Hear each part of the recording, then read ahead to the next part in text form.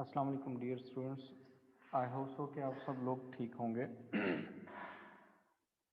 अच्छा, जो last class थी लास्ट वीक में हमने उसमें पढ़ी थी financial statements of sole trader, और उसके साथ उसके बाद हमने डिबेंचर्स किए थे और साथ में शेयर इशू किया था, जिसमें राइट इशू भी था, बोनस इशू भी, वो हमने कर लिया था। ठीक है।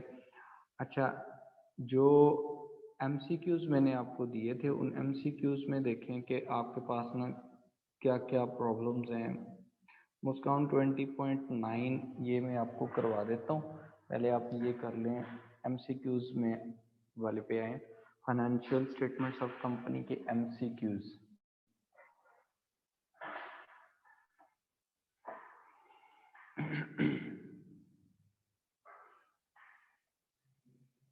इसमें देखें, आपको जो प्रॉब्लम्स हैं वो पूछे मुझसे।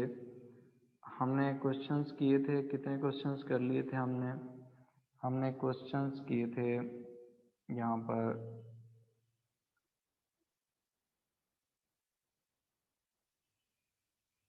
9 क्वेश्चन भी हो गया था। फिर हमारे पास क्वेश्चन नंबर 10 भी मैंने करवा दिया था। ठीक है।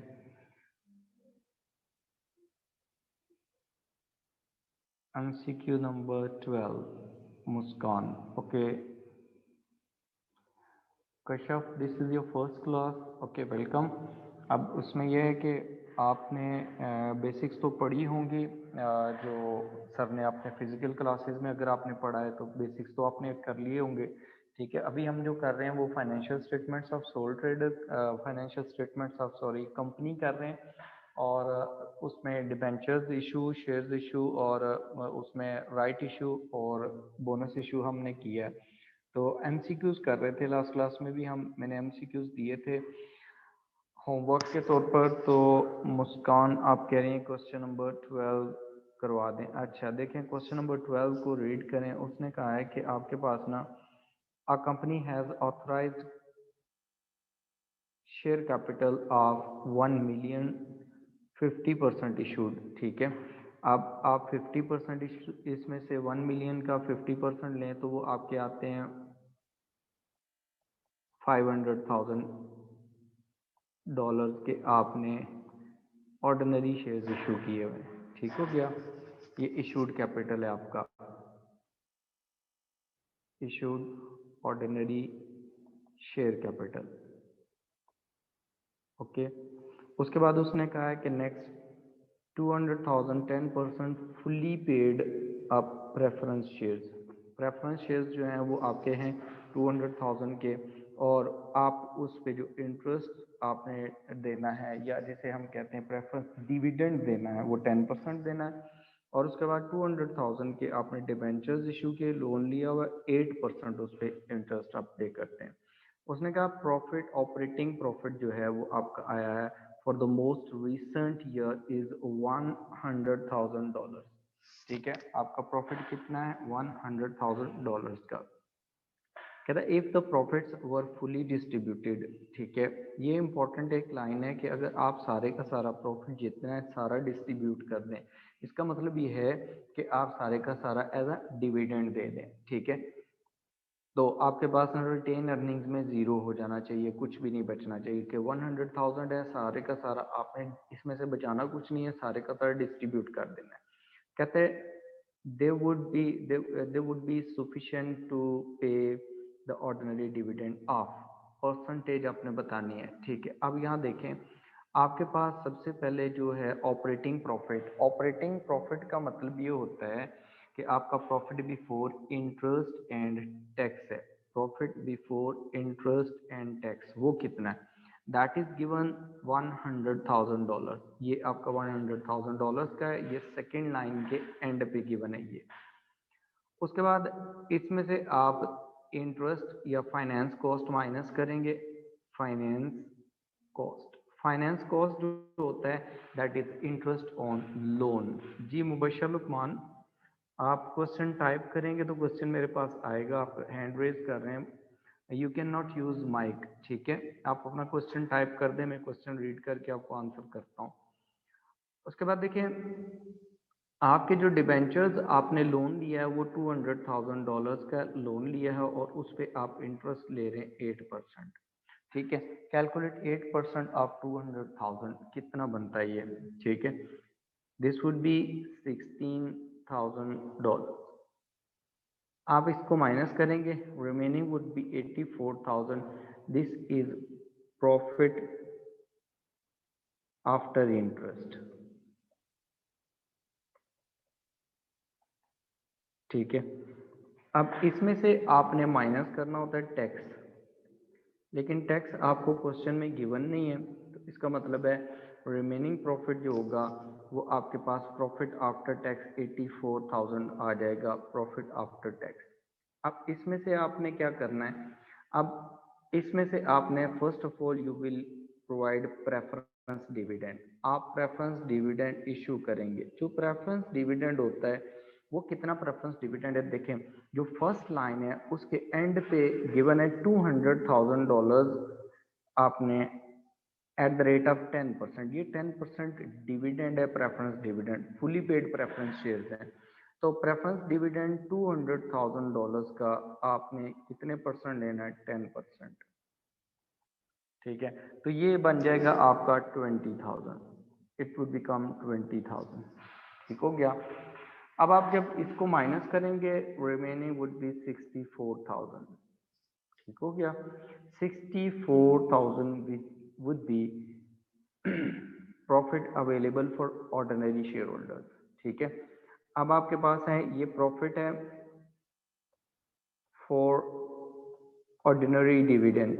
ऑर्डिनरी डिविडेंड इसका मतलब आप ऑर्डिनरी डिविडेंड इसमें से पे करेंगे और आपने प्रॉफिट बचाना कुछ नहीं है, रिटेन अर्निंग्स में कुछ नहीं लेके जाना, आपने सारे का सारा इसमें से डिविडेंड दे देना, ordinary dividend. Ordinary dividend would be 64,000. It means there must be nothing in retained earnings. आपके पास रिटेन अर्निंग्स में कुछ नहीं रहना चाहिए।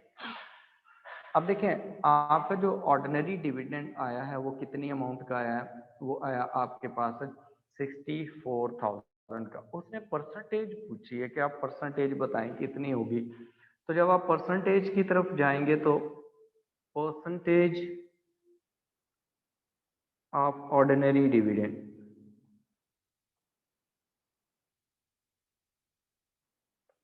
तो वो कैसे निकालेंगे, you would calculate this ordinary dividend. What is ordinary dividend, ठीक है, डिवाइडेड बाय, आप उसको डिवाइड किससे करेंगे, you would divide this with ordinary share capital multiply by 100। 64,000 is the ordinary dividend. Ordinary share capital जो है वो आपने इशूड यूज करना है, क्योंकि डिविडेंड जब भी पे होगा उन लोगों को पे होगा जिन्होंने शेयर्स परचेज किए हुए, ठीक है, जिनको अपने कंपनी ने शेयर्स इशू किए हुए। तो ऑथराइज्ड को शेयर इशू नहीं, उसको उनको डिविडेंड नहीं दिया जाता। तो आपके पास ये बनता है 500,000 मल्टीप्लाई बाय 1,000। तो जो आपका आंसर आएगा वो आपने इसमें से ऑप्शन मार्क करनी है। ठीक है, इज दैट क्लियर मुस्कान?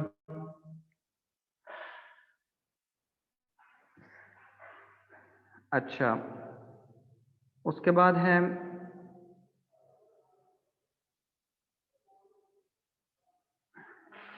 अनाबिया।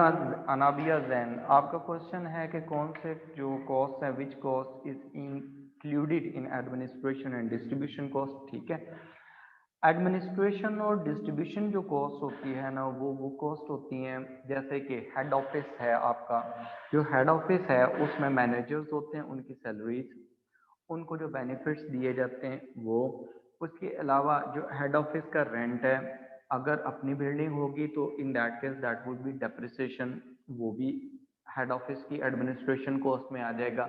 इसी तरह हेड ऑफिस के पास कोई नॉन करंट एसेट्स पड़े हुए हैं, जैसे कंप्यूटर सिस्टम्स पड़े हुए हैं, ठीक है, तो कंप्यूटर सिस्टम्स जो होते हैं उनकी मेंटेनेंस कॉस्ट, उनकी रनिंग कॉस्ट, उनकी डेप्रिसिएशन, उनकी insurance, each and everything would be the part of administration cost. ठीक हो गया।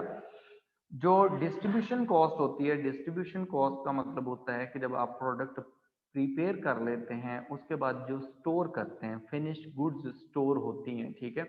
जैसे मैन्युफैक्चरिंग ऑर्गेनाइजेशन होती है, जब वो प्रोडक्ट पर प्रिपेयर कर लेती हैं तो डेफिनेटली सेल करने से पहले वो स्टोर करती हैं फिनिश गुड्स को। तो जो फिनिश गुड्स के स्टोर होता है उसका जो रेंट होता है, उस स्टोर रूम का जो गार्ड होगा, उस स्टोर कीपर जो होगा, उनकी सैलरीज हैं, उनके बेनिफिट्स हैं, इसके अलावा उसकी हीटिंग लाइटिंग जितनी भी कॉस्ट है। इसके अलावा जो डिस्ट्रीब्यूशन के लिए गाड़ियां यूज होती हैं, जैसे आप गोर में देख लें, आपके पास यहाँ पर नेस्ले हैं, उनकी गाड़ियां होती हैं। इसी तरह आप मोल्टी फोम देख लें, डायमंड फोम देख लें, इन सब की डिस्ट्रीब्यूशन व्हीकल्स होती हैं। तो डिस्ट्रीब्यूशन के लिए जो व्हीकल्स यूज होती हैं, उनकी रनिंग कॉस्ट, उनकी मेंटेनेंस कॉस्ट, उनकी इंश्योरेंस, उनकी डेप्रिसिएशन, प्लस जो ड्राइवर्स होते हैं, हेल्पर्स होते हैं, जो डिस्ट्रीब्यूशन में हेल्प कर रहे होते हैं, उनकी salaries and benefits, all these cost will be the distribution cost. Is that clear, Anabia?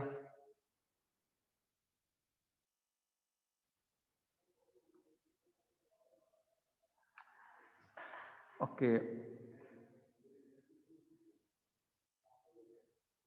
Muskan, question number 16, 24. Okay, look at the question number 16.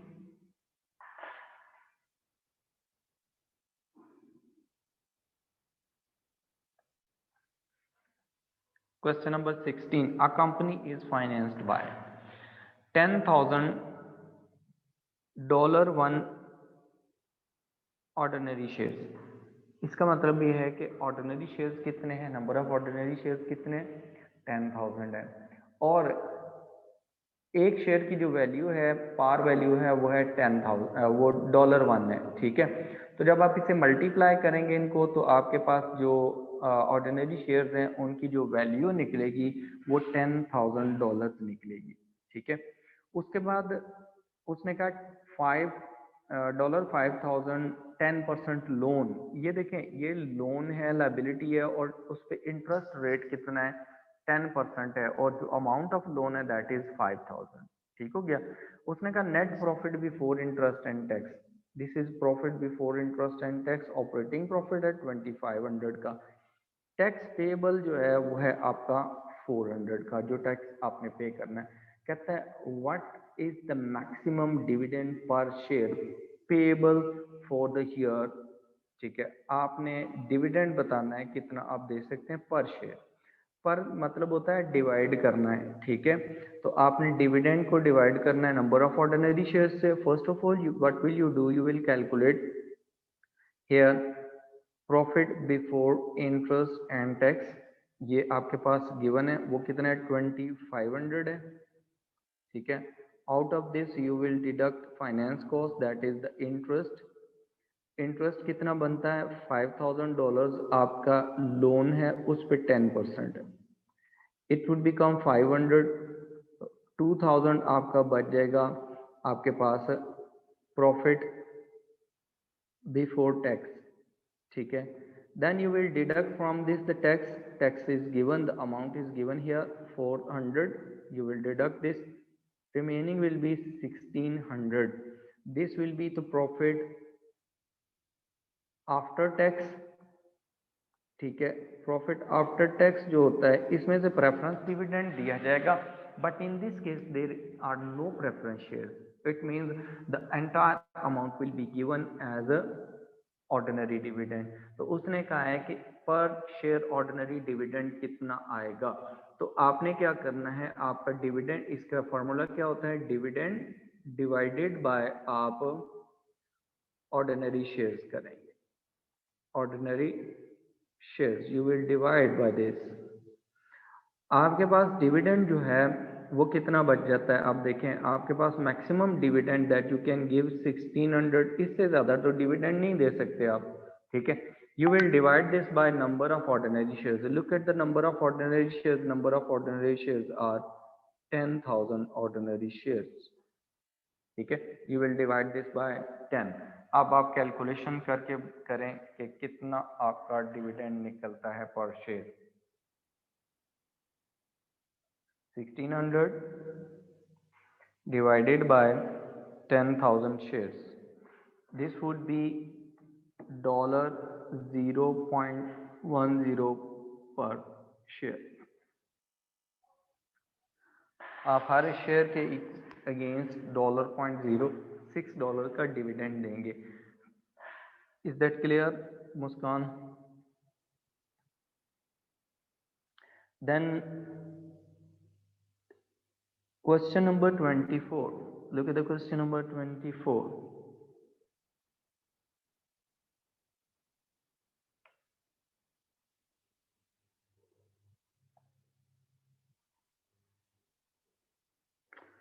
Yes, again he is saying that what is the dividend per share।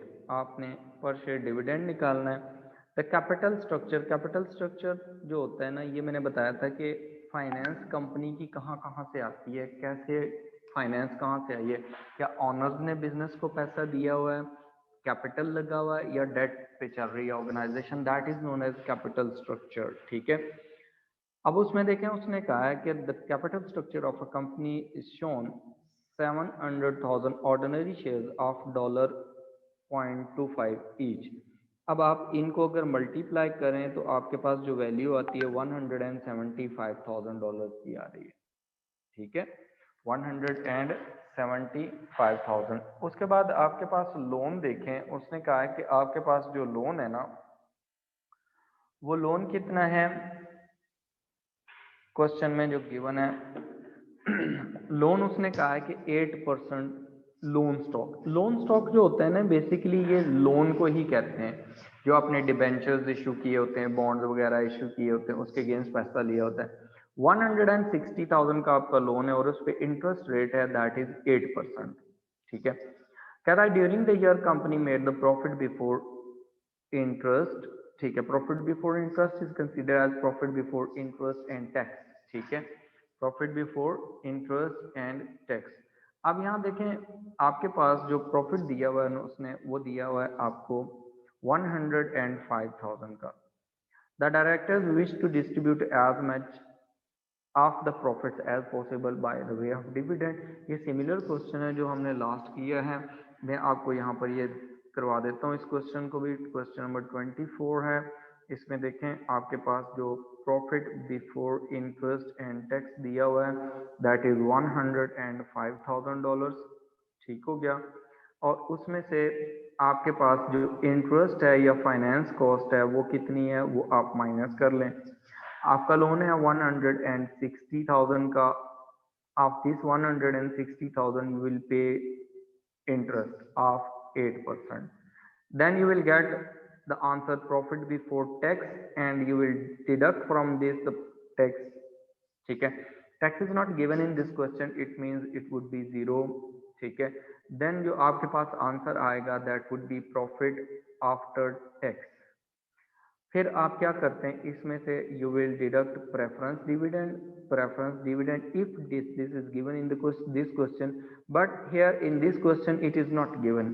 Preference dividend is not given, preference shares are not given, it means there will be no preference dividend. Then profit after preference dividend will be there. Profit after preference dividend जो होता है ना, वो आपके पास जो होता है वो ऑर्डिनरी डिविडेंड के लिए होता है। उसने आपसे कहा है कि आपने उसने कहा the directors wish to distribute as much as of the profit as possible by the way of dividend. वो कहता है जितना भी मैक्सिमम हो सके डिविडेंड दे सकते हैं वो। इसका मतलब है कि आपकी जितनी अमाउंट ये बचेगी सारी की सारी आपने क्या कर देनी है, डिविडेंड के तौर पर दे देनी है। अब देखें आपके पास जो लोन था वो 160,000 का था, 160,000 उसका आप 8% कैलकुलेट करें, इट बिकम्स 12,800। ठीक हो गया, उसमें से आपने माइनस कर लेना है 105,000 में से आप इसे माइनस कर लें, the remaining amount will B 92,200।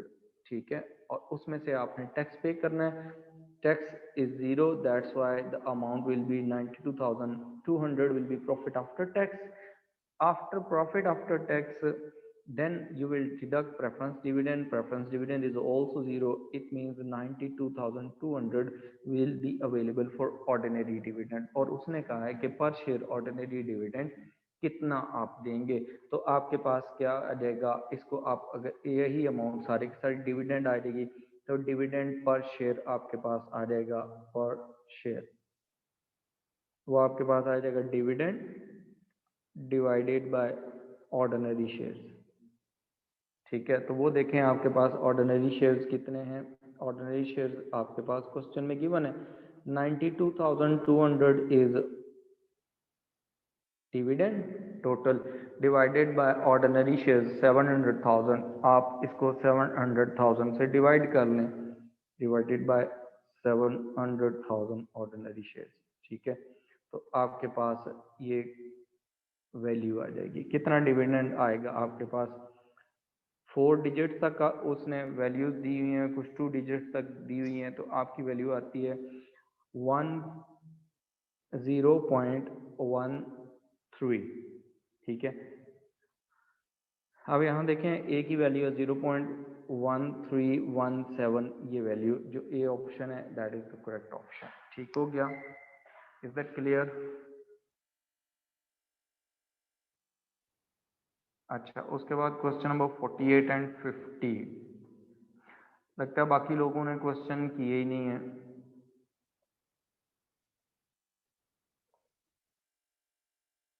Question number 48,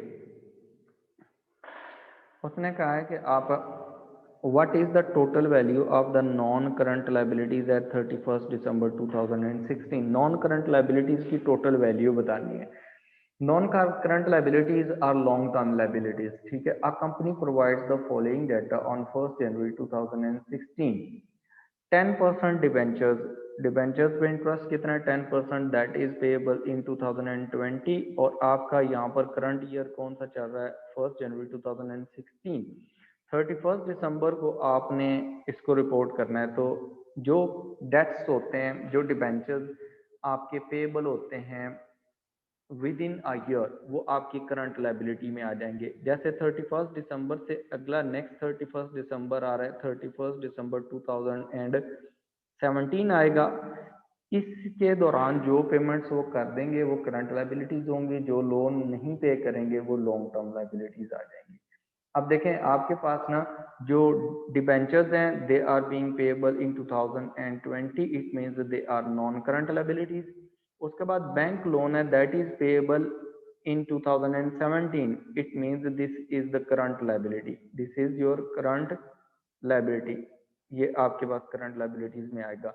और bank loan that is payable in 2018, ये आपकी 31 दिसंबर 2017 के बाद पे हो रहा है, तो it means this would be your non current liability as well. तो आपकी non current liabilities would be $210,000। ठीक हो गया। और बैंक ओवरड्राफ्ट में आप चले जाएं तो bank overdraft is the current liability, this is also current liability. Okay, is that clear?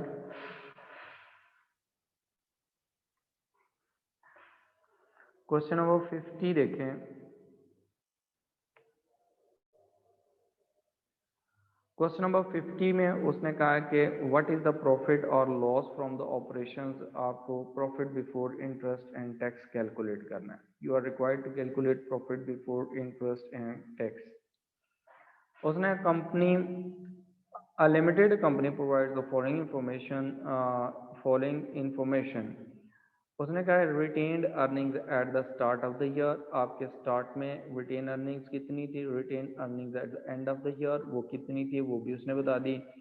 Finance cost भी बता दी है, और उसने कहा है कि डिविडेंड पेड भी बता दिया और डिविडेंड प्रपोज्ड भी बता दिया है। ठीक है, अब देखें उसने आपसे पूछा है कि आपके प्रॉफिट कितने आते हैं ऑपरेशन से। ठीक है, अब यहाँ पर देखें जो हम कैलकुलेशंस करते हैं, जो प्रॉफिट आते हैं ना हमारे पास, profit before interest and tax, इसमें से हम माइनस कर लेते हैं इंटरेस्ट। ठीक है, प्रॉफिट आफ्टर इंटरेस्ट आ जाता है, माइनस उसमें से हम टैक्स निकाल लेते हैं, तो हमारे पास प्रॉफिट आफ्टर टैक्स आ जाता है, प्रॉफिट आफ्टर टैक्स की वैल्यू आ जाती है। अच्छा, इसमें से फिर हम क्या करते हैं, हम प्रेफरेंस डिविडेंड पे कर देते हैं, प्रेफरेंस डिविडेंड देते हैं, ऑर्डिनरी डिविडेंड। यहाँ पर चूंकि उसने एक ही दिया हुआ है प्रॉफिट, तो हम उसी को कंसीडर कर लेंगे। डिविडेंड प्रेफरेंस और ऑर्डिनरी दोनों ही हम इकट्ठा कंसीडर कर लेते हैं। डिविडेंड कितना है, डिविडेंड पेड कितना हुआ है, वो हमारे पास आ गया।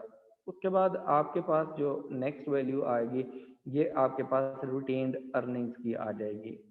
ठीक है, रिटेन अर्निंग्स की जो वैल्यू आती है, जो रिटेन्ड प्रॉफिट्स होते हैं, इसमें आप क्या करते हैं, ओपनिंग जो बैलेंस होता है, ओपनिंग रिटेन अर्निंग्स, उनको ऐड कर लेते हैं। ओपनिंग रिटेन अर्निंग्स को आप ऐड करेंगे तो आपके पास क्लोजिंग बैलेंस आ जाएगा। यही हम statement of changes in equity में भी करते हैं कि statement of changes in equity में हमारे पास क्या वैल्यूज हैं। ठीक हो गया, उसमें भी हम इसको उसी तरह ही ट्वीट कर लेते हैं। अब यहाँ देखें कि आपके पास ना जो क्लोजिंग बैलेंस है, वो क्लोजिंग बैलेंस कितना है प्रेफरेंस डिविडेंड का। ठीक है, वो उसने सॉरी रिटेन अर्निंग्स का, रिटेन अर्निंग्स का क्लोजिंग बैलेंस है 286,000 का। वैल्यूज आप पहले पुट कर लें। अच्छा, ओपनिंग बैलेंस दिया हुआ है 244,000 का, ये आपके पास है। उसके बाद आपके पास ये जो रिटेन्ड प्रॉफिट्स आए थे, रिटेन्ड प्रॉफिट इस दफा के जो आपने प्रॉफिट रिटेन्ड किए, रिटेन्ड प्रॉफिट, उसकी वैल्यू आ जाएगी। अच्छा, उसके बाद डिविडेंड पेड जो है वो भी गिवन है। डिविडेंड पेड है 80,000 का, आपने डिविडेंड पे किया है। ठीक है, और प्रॉफिट आफ्टर टैक्स आ जाएगा, और टैक्स की वैल्यू आपको देखें गिवन है, टैक्स की वैल्यू नहीं गिवन।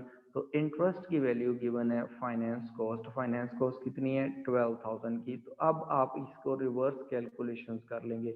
जो चीज़ें आपने ऐड की हुई हैं वो माइनस कर लें, जो माइनस की हुई हैं उनको ऐड बैक कर दें, तो आपका आंसर आ जाएगा। इसकी कैलकुलेशंस करें, रिवर्स कैलकुलेशंस करें, क्या आंसर आता है इसका। डू द रिवर्स कैलकुलेशन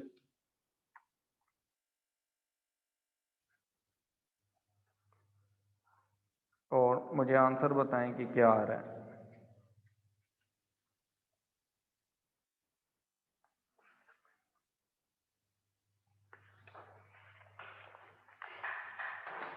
ठीक हो गया, is that clear, question clear है ये, यहाँ तक कि आपने रिवर्स कैलकुलेशंस करनी है इसमें, क्योंकि आपको जो वैल्यूज दी हुई हैं वो उसने दे दी हैं प्रॉफिट आफ्टर इंटरेस्ट वगैरह की, और उसमें से आपने रिवर्स कैलकुलेशंस करनी है।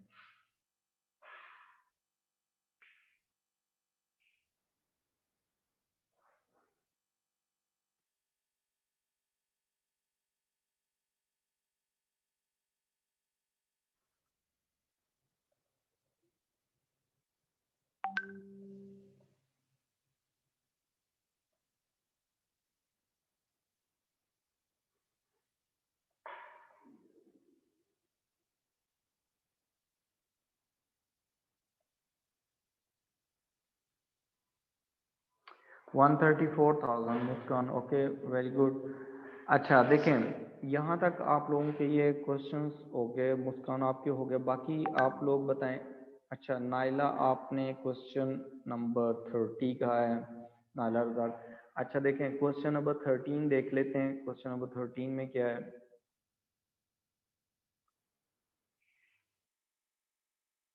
क्वेश्चन नंबर 13 में उसने कहा है कि आपके पास ना,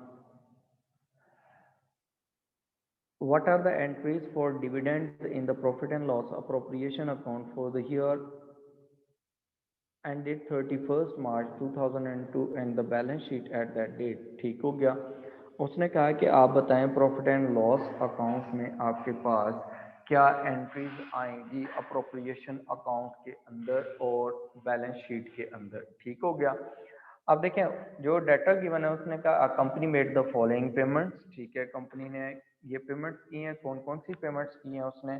कंपनी ने 1 जून 2000 को एक दिया dividend, final dividend for the year ended 31 मार्च 2001। उसने कहा कि जो ईयर 31 मार्च 2001 में एंड हुआ, उसकी पेमेंट हुई है इस साल। होता नॉर्मली यह है, देखें कि जब ईयर क्लोज होता है तो उस टाइम डिविडेंड जो होता है वो प्रपोज होता है। ठीक हो गया। जब डिविडेंड प्रपोज होता है ऑर्डिनरी डिविडेंड, तो वो उसके बाद उसकी पेमेंट उसके बाद होती है।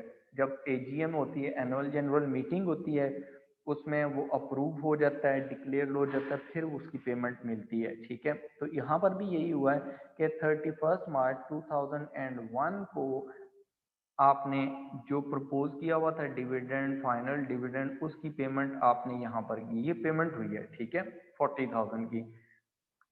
कहता है 31 दिसंबर 2001 को interim dividend for the year ended 31 March 2002। जो करंट ईयर चल रहा है ना 2002, जिसके बारे में वो पूछ रहा है, 31 मार्च 2002 को जो एंड हो रहा है, ये ईयर स्टार्ट हुआ है 1 अप्रैल 2001 से और एंड हो रहा है 31 मार्च 2002 में। ठीक है, उसके लिए भी आपने इंटरिम डिविडेंड भी पे कर दिया, कितने का, 15,000 का। अब उसने कहा है कि जो ऑन 1 जून 2002, अब अगले साल 1 जून 2002 में जाके फाइनल डिविडेंड जो है वो पे हुआ है। अब देखें ये डेट चेक कर लें कब पेमेंट हुई है। ठीक हो गया।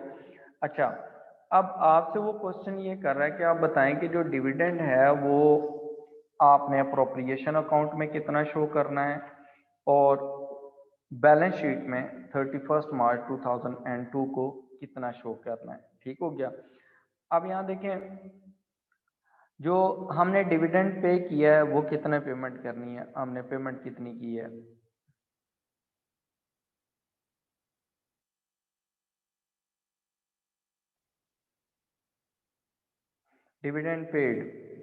डिविडेंड पेड कितना है ड्यूरिंग द ईयर।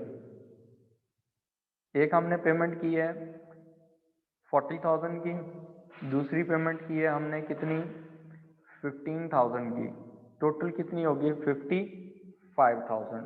ठीक हो गया। उसके बाद आपके पास जो पेमेंट हुई है, जो डिविडेंड आपने पे करना है यहाँ पर।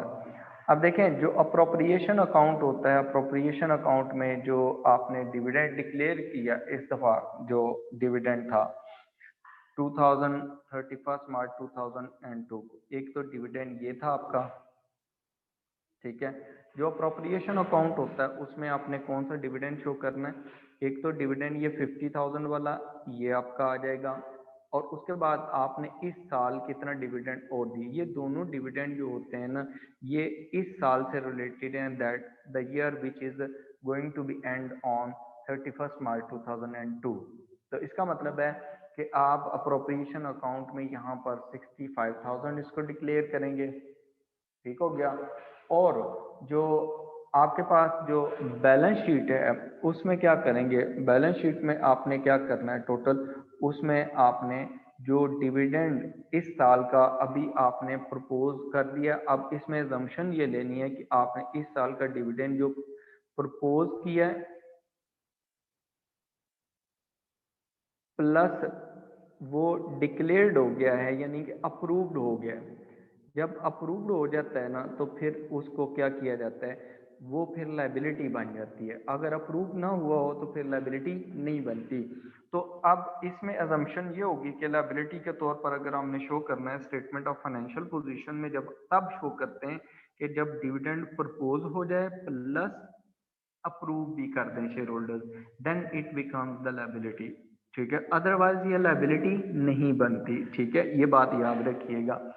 और जो आपके पास जो अप्रोप्रिएशन अकाउंट है उसमें इस साल का जो डिविडेंड होगा करंट ईयर का वो आप शो करेंगे। तो इसका मतलब है 65,000 आपका आना चाहिए अप्रोप्रिएशन अकाउंट में, और जो इस साल अप्रूव हुआ, इस साल जो हमने डिक्लेयर किया प्लस उसको अप्रूव करके हमने बता दिया कितना डिविडेंड 50,000 देना है, और जो हमने पे किया 31 मार्च को जाके 2002, 1 जून 2002 को पे किया है, तो उसके लिए हम उसको एज अ लायबिलिटी अपनी बुक्स ऑफ अकाउंट्स में स्टेटमेंट ऑफ फाइनेंशियल पोजीशन में शो कर लेंगे। ठीक हो गया। ये लेकिन एक बात याद रखिएगा, ये तब होगा जब डिविडेंड प्रपोज हो प्लस उसको उन्होंने अप्रूव कर दिया हो। ठीक है, शेयर होल्डर्स ने, तब होगा। अदरवाइज अदरवाइज नहीं होगा। ठीक हो गया, थैंक यू। अच्छा, इसके बाद देखें, इज दैट क्लियर?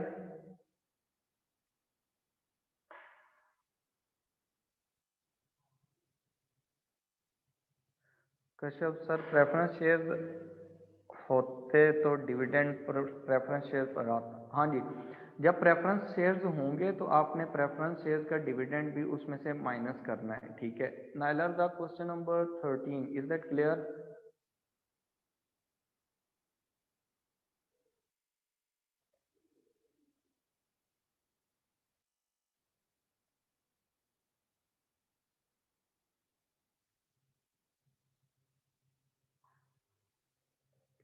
वेलकम।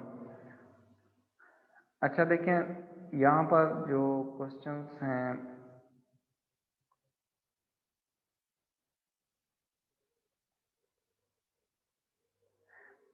अच्छा जो क्वेश्चंस मैंने आपको करवाए थे आपने उतने ही क्वेश्चन करने हैं, उससे आगे क्वेश्चंस नहीं करने हैं। जो मैंने लास्ट टाइम आपको लास्ट चैप्टर करवाया था, ठीक है, शेयर्स एंड डिबेंचर्स वाला, जहाँ तक मैंने कहे थे वहाँ तक ही क्वेश्चन करने हैं, उसके आगे क्वेश्चंस नहीं करने हैं आपने। ठीक हो गया। और उसके बाद देखें, जो अभी मैं आपको ना क्वेश्चंस करवाता हूँ, एमसीक्यूज जो हैं, जो नेक्स्ट टॉपिक है हमारा उसके एमसीक्यूज पहले करवाता हूँ। अभी जो सॉरी शेयर्स एंड डिबेंचर्स वाला करवाया, ताकि आपके कॉन्सेप्ट जो है ना वो और रिफाइन हो जाए इससे रिलेटेड। आई होप सो कि जिन लोगों ने क्वेश्चन पूछे हैं मुझसे उन्होंने तो सारे क्वेश्चंस किए होने, तो बाकी लोग जो हैं वो अगर क्वेश्चंस नहीं कर रहे अभी भी, तो मैं आप लोगों को ये कहूँगा कि आप लोगों ने मैक्सिमम प्रैक्टिस जो है वो अपनी करनी है एमसीक्यूज पे। ठीक है, और आप लोगों ने इसको डिले नहीं करना, आज का काम आपने कल पे नहीं छोड़ना या वीकेंड पे नहीं छोड़ना। उसकी रीज़न मैं आपको बताता हूँ कि आपकी फेब में अटेम्प्ट है, now this is December, today it's 7। ठीक है, तो आप आपके पास तकरीबन 2 महीने हैं। ठीक है, आपका जनवरी का मंथ रह गया और ये 2 मंथ ऐसे गुजर जाएंगे कि आपको पता भी नहीं चलना। और अगर आप क्वेश्चंस नहीं कर रहे तो then there will be problems at the end. ठीक है, जो स्टूडेंट्स क्वेश्चंस करते हैं वो डेफिनेटली पूछते भी हैं, उन्हें प्रॉब्लम्स भी आती है। ठीक है, और जो नहीं करते उनका कुछ भी नहीं कहा जा सकता। अच्छा देखें, अनाबिया जैन, आपने क्वेश्चन नंबर 19.8 का है। ठीक है, 19.8 क्वेश्चन में देख लेता हूँ तो फिर आपको करवा देता हूँ। ये क्वेश्चन हमने पहले लास्ट दिए थे, मैंने आपको होमवर्क में दिया था ये क्वेश्चन। क्या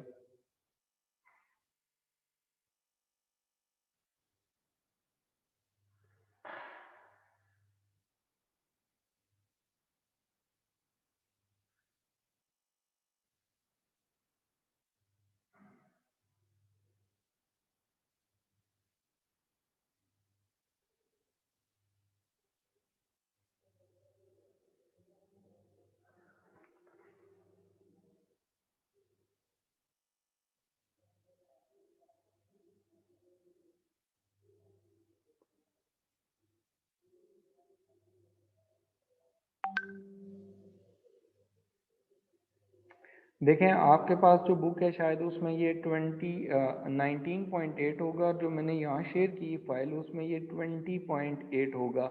अनाबिया ज़रा क्वेश्चन अपना चेक कर लें तो मुझे बताएं।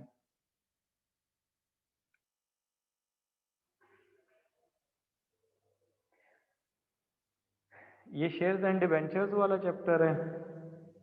अच्छा सॉरी, जो मैं इधर चेक कर रहा हूँ क्योंकि वो मैं था आज़ाद कश्मीर में, तो मैंने वहाँ पर वो आपको शेयर किए थे, अपलोड किए थे वहाँ पर। तो वो एक टैबलेट लिया था मैंने किसी का क्लासेस लेने के लिए, क्योंकि मैं अपना ये सिस्टम लेके नहीं गया था, याद लेके नहीं जा सका था। इस वजह से वो मैं आपको क्वेश्चन देख के ना वो फिर नेक्स्ट क्लास में करवा दूंगा। ठीक है, वो मैं शेयर भी कर लूँगा फाइल, फिर मैं उसको देख लूँगा, उसको करवा दूँगा। आपका क्वेश्चन भी है, और जो दूसरा है यहाँ पर ना मुस्कान, आपका भी क्वेश्चन है, वो भी मैं करवा दूँगा फिर नेक्स्ट क्लास में। ठीक है,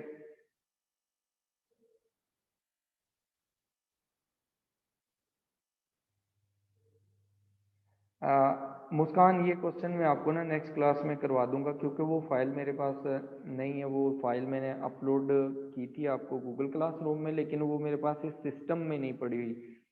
ठीक है, वो मैं डाउनलोड करूंगा और नेक्स्ट क्लास में आप मुझे मैं कल करवा दूंगा। आपने मुझे पहले याद करवा देना है, ठीक हो गया। और बाकी देखें और कोई प्रॉब्लम्स। ओके अनाबिया, ये मैं आपको कल करवा दूंगा जो आपने क्वेश्चन मुझे कहा है।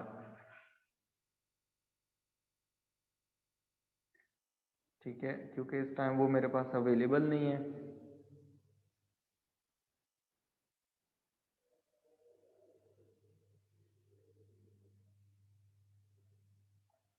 ठीक हो गया। अच्छा, उसके बाद देखें, मैं आपसे एक और डॉक्यूमेंट आपके साथ शेयर कर रहा हूँ, एक और फाइल शेयर कर रहा हूँ। जो MCQs हैं वो कंपनी अकाउंट्स के, वो ज़रा देखें। अच्छा देखें, इसमें आपके कॉन्सेप्ट्स थोड़े और ज़्यादा रिफाइन हो जाएंगे। जो हमने कंपनी अकाउंट्स पढ़ा था, बेसिकली जो शेयर्स एंड डिबेंचर्स वाला चैप्टर होता है उसको फाइनेंशियल अकाउंटिंग में कंपनी कंपनी अकाउंट्स कहा जाता है। ठीक है, तो उसको फिर हम यहाँ पर उस नेम से कर रहे हैं। ठीक है, चैप्टर नंबर 13 है। कहता है कि first question, look at the first question. कहता है for which purpose can share premium account legally be used. ठीक है, जो लॉ होता है ना, वो थोड़ा सा डिफरेंट होता है, हो सकता है अकाउंटिंग कॉन्सेप्ट के साथ। ठीक है, और जब हम उसको करते हैं, उसके अकॉर्डिंगली, लॉ के अकॉर्डिंगली चीज़ें देखते हैं, तो हो सकता है वो थोड़ी सी डिफरेंट हो। ठीक है, तो यहाँ पर उसने क्वेश्चन ये किया है कि जो शेयर प्रीमियम करते हैं, जो शेयर प्रीमियम होता है, जो एक्स्ट्रा अमाउंट हम शेयर होल्डर से लिए होती है, उसको हम लीगली कहाँ यूज कर सकते हैं, किस पर्पस के लिए यूज किया जा सकता है। ठीक है, देर आर ऑप्शंस। ऑप्शंस कौन कौन सी हैं? Look at the option number A, to make the right issue. कहता है राइट इशू करने के लिए आप उसे यूज कर सकते हैं। Option B, to pay the ordinary dividend, कि आप ऑर्डिनरी डिविडेंड उसमें से पे कर सकते हैं। And number 3, to repay the debentures, कि जो लोन लिया हुआ है उनको पैसे वापस करने हैं, तो उसके लिए आप उसको यूज कर सकते हैं। And to write off the company's preliminary expenses. अच्छा, प्रीलिमिनरी एक्सपेंसेस क्या होते हैं? प्रीलिमिनरी एक्सपेंसेस होते हैं वो एक्सपेंसेस जो एक ऑर्गेनाइजेशन, जब कंपनी प्रिपेयर होती है, इस्टेब्लिश होती है, सॉरी, तो उस टाइम जो चीज़ें कंपनी जो है ना, जो एक्सपेंसेस होते हैं eight the start of the year, ठीक है, उनको हम प्रीलिमिनरी एक्सपेंसेस कहते हैं। तो कहते हैं कि लीगली इन चार ऑप्शंस में से कौन सी जगह पे शेयर प्रीमियम को यूज किया जा सकता है। ठीक है, अभी हमने पढ़ा था, जो हमने पढ़ा था उसमें हमने कहा था हम बोनस जो शेयर्स होते हैं वो इशू करते हैं। राइट इशू नहीं कर सकते, क्योंकि राइट इशू पैसों के अगेंस्ट होता है। इसका मतलब है जो ये जो शेयर प्रीमियम है, that can not be used. ठीक है, to pay the ordinary dividend, ordinary dividend इसमें से पे नहीं कर सकते लीगली। ठीक है, उसके बाद कहता है जो लोन है उनको रीपे नहीं किया जा सकता शेयर प्रीमियम में से।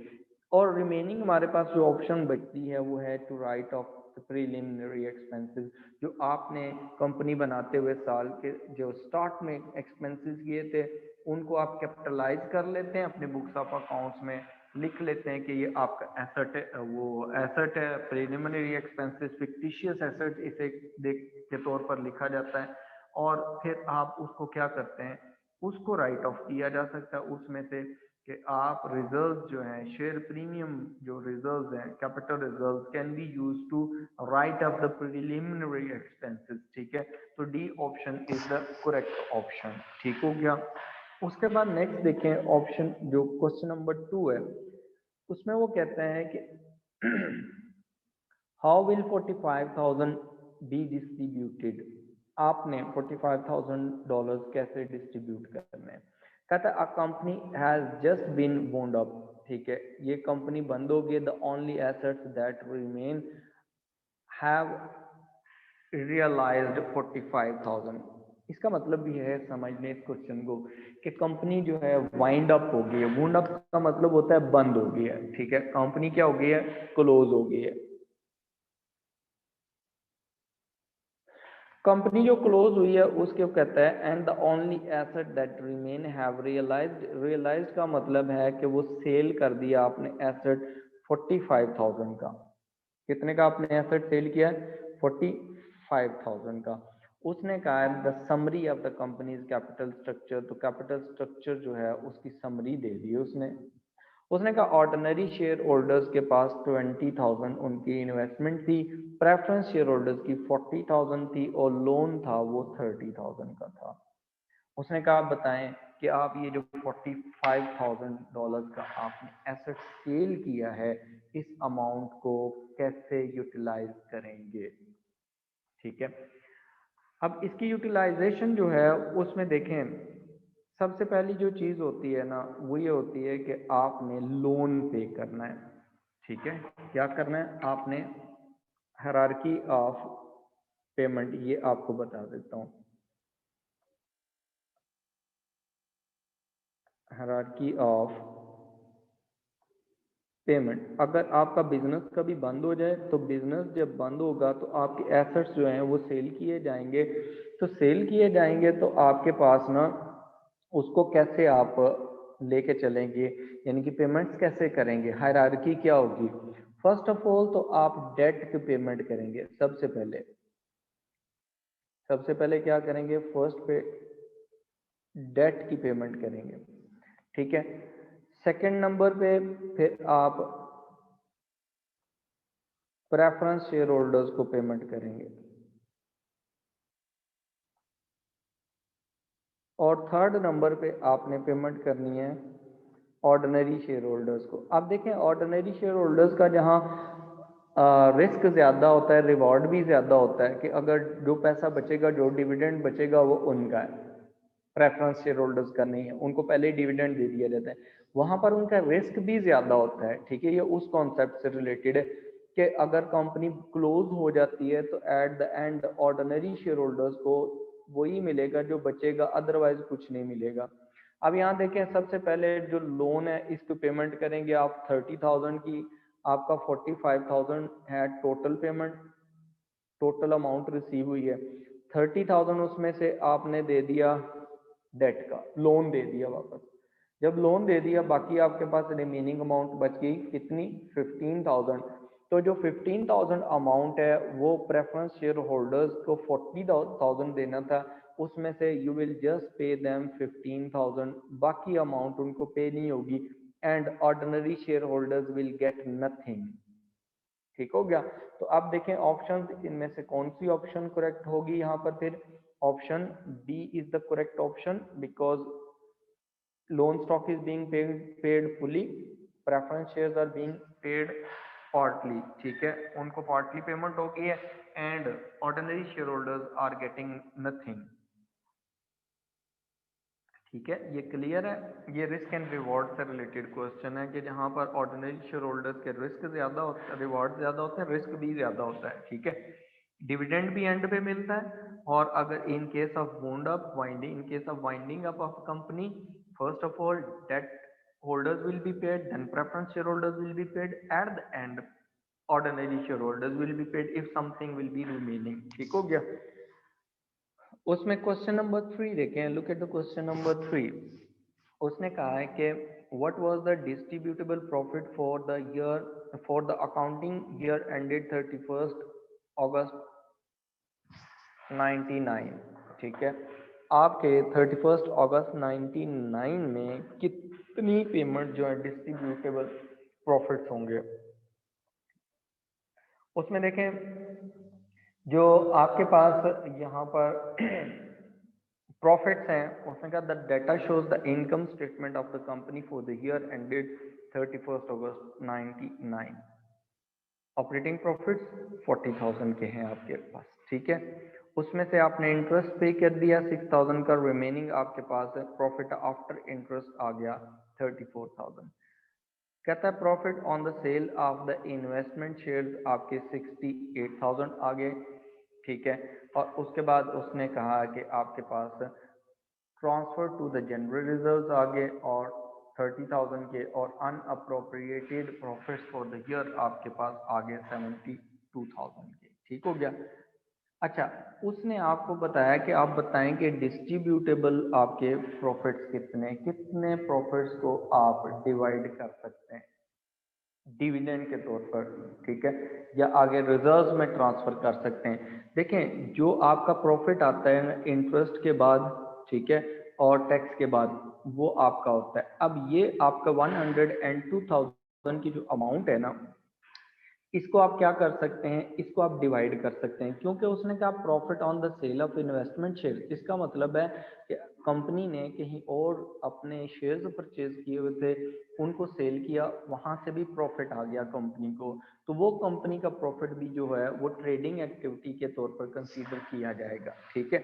तो जो भी ट्रेडिंग प्रॉफिट्स होते हैं, ट्रेडिंग एक्टिविटीज के थ्रू आते हैं, तो उनमें से profit after interest and tax they can be divided, they can be distributed. जो रिजर्व में ट्रांसफर होता है ना, ये जो रिजर्व में ट्रांसफर लिखा हुआ है, this is distribution, this is distribution of profit, इसको हम डिस्ट्रीब्यूशन ऑफ प्रॉफिट ही भी कहते हैं। जब हमने statement of changes in equity बनाई थी, तो उसमें जो प्रॉफिट्स आते थे, profit after interest and tax, उसमें से जनरल रिजर्व में ट्रांसफर होता था। तो वो जनरल रिजर्व में जो ट्रांसफर होता था, वो हम उसे कहते थे कि वो हमारे पास डिस्ट्रीब्यूशन है प्रॉफिट्स के। उसके बाद देखें, जो इसका जो आंसर आएगा वो आएगा $102,000 कैन बी डिस्ट्रीब्यूटेड, तो वो हमारे पास ऑप्शन यहाँ पर बनती है ऑप्शन डी, ठीक हो गया। उसके बाद नेक्स्ट देखें, उसने कहा है कि what is the meaning of the companies authorised share capital. Company के जो ऑथराइज्ड शेयर कैपिटल है उसके मीनिंग बताएं क्या होता है। ऑप्शंस उसने दे दिए। ऑप्शंस में उसने कहा the maximum amount that is permitted to borrow. Maximum amount तक तो ठीक है, लेकिन उसने ये जो लिखा ना परमिटेड टू बोरो, इसका तो मतलब है कि आप लोन ले सकते हैं। बोरो का मतलब होता है लोन लेना। तो जो कैपिटल होता है ना, वो लोन नहीं होता, वो इक्विटी का पार्ट होता है। तो इसका मतलब है कि option A is not correct, ठीक है, इनकरेक्ट है ये। ऑप्शन बी में कहा the maximum nominal value of the shares it is permitted to issue. ये ऑप्शन जो है ये करेक्ट है कि आप मैक्सिमम कितने शेयर्स जो हैं वो पब्लिक को इशू कर सकते हैं, लोगों से पैसा ले सकते हैं, ठीक है, कितनी वैल्यू, ठीक है, that is called preference, that is called authorise capital. Option C देखें, उसमें और उनको रीड कर लेते हैं कि वो अगर रॉन्ग है तो उनमें क्या चीज़ क्यों रॉन्ग है। कहता the nominal value of the ordinary shares and preference share capital in issue. आपने जब शेयर्स इशू ही कर दिए हैं तो वो तो ऑथराइज ना रहे ना। ऑथराइज होता है मैक्सिमम वैल्यू कितनी है, उनमें से आप हो सकता है 10 लाख के शेयर्स आपको ऑथराइज थे, उनमें से आपने $600,000 के शेयर्स आपने क्या कर दिए, इशू कर दिए। तो इशू जो है that is the part of the authorise capital, लेकिन जो इसको हम ऑथराइज कैपिटल नहीं कहेंगे। उसके बाद total of the share holders fund. Total of the share holders fund जो होता है उसमें क्या क्या चीज़ें शामिल होती हैं, उसमें आपका कैपिटल भी शामिल होता है, उसमें शेयर होल्डर्स के जो रिटेन अर्निंग्स होती हैं वो भी शामिल होती हैं, शेयर प्रीमियम भी होता है, यानी कि रिजर्व्स भी उसमें शामिल होते हैं और कैपिटल भी शामिल होता है। That is not authorise capital. Authorise capital में ऑप्शन बी ही उसकी करेक्ट ऑप्शन है, सी और डी भी इनकरेक्ट है। क्वेश्चन नंबर 5 देखें, look at the question number 5। कहता है from which of the following do revenue reserves arise. कहता है कि रेवेन्यू रिजर्व्स कहाँ से रेज होते हैं, ठीक हो गया। उसमें उसने ऑप्शंस बता दिए हैं। ऑप्शंस में देखें हमारे पास ना, इसमें ऑप्शंस में कौन कौन सी ऑप्शंस उसने बताई हैं। ऑप्शन में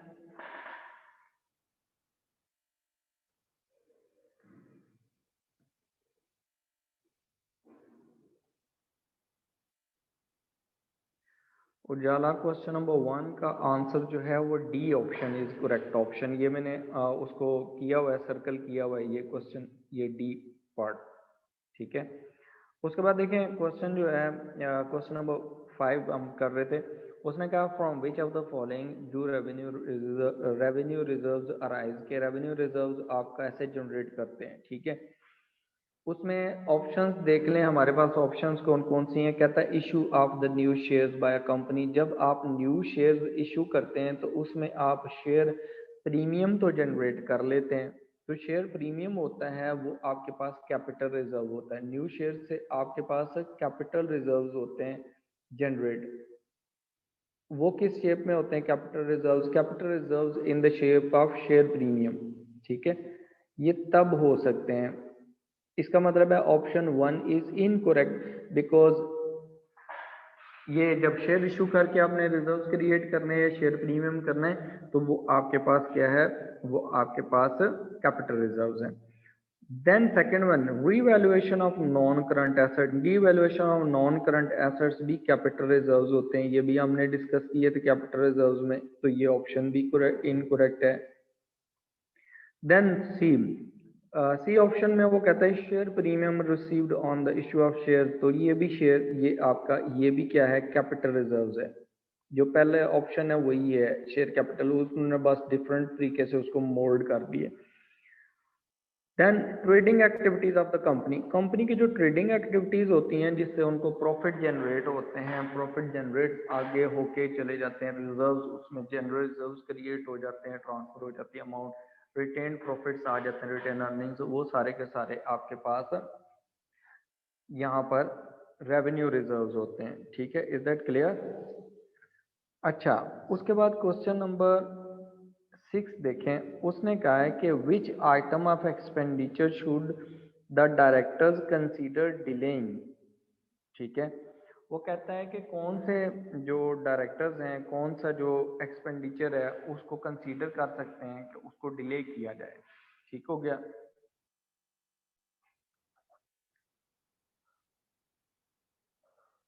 उसमें देखें, उसने कहा cash budget shows the company will exceed the overdraft limit. जो कैश बजट होता है ना, ये पहले समझ लें ये क्या चीज़ होता है। कैश जो है उसका एक बजट बनाया जाता है। बजट का मतलब होता है कि आप प्लानिंग करते हैं कि हमारे पास कहाँ से कैश आएगी, कहाँ हम स्पेंड करेंगे, उसका पूरा बजट बनता है। जैसे just like government of Pakistan जून में जाके बजट बनाती है, पेश करती है, वो क्या होता है अगले साल के लिए, फॉलोइंग ईयर के लिए होता है। तो उसमें के पर्पस ये होता है कि हमारे कितने एक्सपेंसेस होंगे, हमें कहाँ से कैश आएगी, रेवेन्यूज वगैरह आएंगे और कहाँ हम उसको स्पेंड करेंगे। इसी तरह कैश बजट बनता है कि हमें कहाँ से कैश आएगी और हम कहाँ कहाँ उसको स्पेंड करेंगे, इन सिंपल वर्ड्स। ठीक है, आगे जब आप आगे स्टडीज में जाएंगे तो आपको कैश बजट भी प्रिपेयर करना सिखाया जाएगा। ठीक है, कहता है वो शो करता है कि company will exceed it's overdraft limit. Bank ने जो ओवरड्राफ्ट करवाने की लिमिट दी हुई है, बैंक कहता है आप 5 लाख निकलवा सकते हैं एक्स्ट्रा, आपके अकाउंट में अगर खत्म हो गए, तो वो कैश बजट बताता है कि वो लिमिट एक्सीड कर जाएगी। कहता है कि which expenditure should the directors consider delaying. तो डायरेक्टर्स कौन सा एक्सपेंडिचर जो है उसको डिले कर सकते हैं। देखिए पहला उसने लिखा हुआ है आपके पास नंबर 1 उसने लिखा हुआ है डिबेंचर इंटरेस्ट। आप इसको डिले नहीं कर सकते। उसकी रीज़न ये होती है कि जब आप डिबेंचर्स इशू करते हैं, लोन लेते हैं, वो कमिटेड है कि आपने उसकी पेमेंट करनी है और आपने वो हर सूरत पेमेंट करनी है, उसको डिले नहीं किया जा सकता। सेकंड नंबर पे है डिविडेंड। हाँ, डिविडेंड डिले किए जा सकते हैं, डिविडेंड कैन बी डिलेड।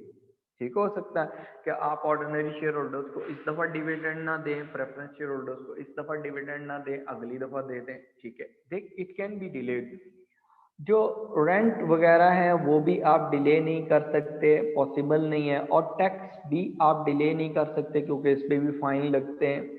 ठीक है, आप उसको डिले नहीं कर सकते। तो पॉसिबल जो चीज होती है कि आप डिविडेंड ना दें। ठीक है, तो आप ऑप्शन जो आपके पास B option, that is the correct option here. ठीक हो गया। उसके बाद देखें क्वेश्चन नंबर 7। उसने कहा what is the minimum amount of the company needs to raise now. कहता है कि कंपनी ने अभी मिनिमम अमाउंट कितनी रेज करनी है, उसे जरूरत है कितनी करनी चाहिए। कहता था company set up with authorise share capital of 3 million. Authorise share capital कितना है? $3 मिलियन का है। It plans to purchase immediately effective with 1 million. उसके प्लान में ये है कि वो इमीडिएटली 1 मिलियन की जो है वो क्या कर ले, एक फैक्ट्री परचेज कर ले। ठीक हो गया। उसके बाद कहता है प्रिलिमिनरी एक्सपेंसेस विल बी $100,000। ठीक है, प्रिलिमिनरी एक्सपेंसेस कितने होंगे, वो आपके $100,000 होंगे। And the immediate requirement of working capital would be 800,000। Working capital क्या होता है, ये इसको पहले समझ लें इस टर्म को। वर्किंग कैपिटल का मतलब होता है जो पैसा आपका, जो चीज़ें आपकी इंजेक्ट हुई होती हैं बिजनेस में, नॉर्मल वर्किंग कंडीशन में होती हैं, ठीक है, उनको वर्किंग कैपिटल कहा जाता है। ठीक हो गया। जैसे आपकी इन्वेंट्री हो गई, आपके ट्रेड रिसीवेबल्स हो गए, ठीक है, ये आपकी चीज़ें वर्किंग कैपिटल में आती हैं। ठीक है, कहता है वर्किंग कैपिटल जो होगा वो 800,000 का रिक्वायर होगा। कहता है it will also require new equipment costing 600,000 in 12 month time. ठीक है, उसको क्या करना पड़ेगा कि एक इक्विपमेंट चाहिए जिसकी कॉस्ट 6 मिलियन होगी, सॉरी $600,000 होगी, लेकिन वो चाहिए होगा 12 मंथ बाद चाहिए होगा, वो अभी इमीडिएटली नहीं चाहिए। ठीक हो गया। उसने कहा what is the minimum amount the company needs to raise now, अभी कितना रेज करे। ठीक हो गया। देखें, आप अपने हिसाब से अगर देखें ना, तो आप एक रैशनल बंदे के तौर पर अगर आप इसके डिसीजन लें तो क्या लेंगे कि आपको कौन सी कितनी अमाउंट अभी चाहिए। आपको अभी चाहिए 1 मिलियन चाहिए फैक्ट्री के लिए, प्रिलिमिनरी एक्सपेंसेस, लीगल एक्सपेंसेस वगैरह जो कंपनी स्टेब्लिश होती है उसके लिए चाहिए 100,000, ये दोनों चाहिए। ये कितने हो गए, $1,100,000, 11 लाख ये चाहिए। फिर आपको चाहिए इमीडिएटली चाहिए वर्किंग कैपिटल के लिए, आपने मटेरियल परचेज करना है, आपने बाकी चीज़ें परचेज करनी है, कैश चाहिए आपको, वो 8 लाख का हो गया, टोटल हो गया $1,900,000। जो ये 600,000 है ये आपको अभी नहीं चाहिए, ये आपको चाहिए 1 साल बाद। ठीक है, कब चाहिए आपको, 1 साल बाद, 12 मंथ्स बाद। तो उसने कहा अभी कितना चाहिए, वैसे तो टोटल ये भी ऐड हो जाएगा तो ये 25 लाख टोटल आपको चाहिए, लेकिन उसने कहा अभी कितने चाहिए, इमीडिएटली चाहिए कितना चाहिए, तो वो हमारे पास $1,900,000 हमें इमीडिएटली चाहिए जो हम कंपनी को इस्टेब्लिश करना चाहते हैं। ठीक हो गया, इज दैट क्लियर। ठीक है, वो कितना कैपिटल रेज करेगा, 300,000। मैक्सिमम जो रेज करेगा वो 2500,000 मैक्सिमम, जो सॉरी मैक्सिमम जो रेज कर सकता है, जो ऑथराइज लिमिट है वो 3 मिलियन की है। ठीक है, जो ज़रूरत है उसकी वो इमीडिएटली ज़रूरत है $1,900,000 की, यानी कि 1.9 मिलियन की, और अगर उसमें 6 लाख और ऐड कर दिया जाए जो इक्विपमेंट्स के लिए चाहिए, तो वो भी आपको कितना बन जाएगा, उसके लिए 25 लाख वो बन जाएगा, लेकिन immediately you need only $1.9 million. Option B is the correct option. Is that clear. उसके बाद देखें क्वेश्चन नंबर 8, कहता है a company has issued non cumulative shares and ordinary shares. दो चीजें हैं, non cumulative preference shares plus ordinary shares. ठीक है, नॉन क्यूमुलेटिव जो शेयर्स होते हैं उसका मतलब, प्रेफरेंस शेयर्स होते हैं उसका मतलब ये होता है if during 1 year preference dividend is not paid to the preference shareholders in the following year, that that dividend in arrear will not be paid, but in case of preference dividend अगर cumulative है, cumulative तो उसका मतलब है 1 साल dividend नहीं दिया तो अगले साल फिर आपको प्रेफरेंस डिविडेंड जो पुराने साल का एरियर में वो भी देना पड़ेगा। अब उसमें देखें ऑप्शंस जो हैं, कहता है if no preference dividend is paid, कहता है अगर आप प्रेफरेंस डिविडेंड नहीं पे करते, it is carry forward to the future year. No, ये पॉसिबल नहीं है, नॉन क्यूमुलेटिव शेयर्स में ये नहीं होता। क्यूमुलेटिव प्रेफरेंस शेयर्स में होता है कि वो कैरी फॉरवर्ड हो जाता है, अगर डिविडेंड पे नहीं किया तो अगले साल आप पे करेंगे। कैरी फॉरवर्ड का मतलब होता है कोई वैल्यू अगले साल ले जाना। ठीक है, नेक्स्ट ईयर में पे होगी। उसके बाद है preference shares always get dividend. अच्छा, उसने कहा कि प्रेफरेंस शेयर होल्डर्स जो हैं वो हमेशा डिविडेंड हासिल करेंगे, लेकिन जब नॉन क्यूमुलेटिव प्रेफरेंस शेयर्स होंगे तो फिर तो ज़रूरी नहीं है कि उन्हें डिविडेंड मिले। इस दफ़ा मिलने ठीक है, नहीं मिला तो ना सही, ठीक हो गया। तो ये स्टेटमेंट भी गलत है। हाँ, अगर आपको जो हर साल प्रॉफिट्स आते रहते हैं तो डिविडेंड मिलता रहेगा हर साल। अगर हर साल जो है वो डिविडेंड नहीं आते तो ज़रूरी नहीं है कि उनको डिविडेंड दिया जाए।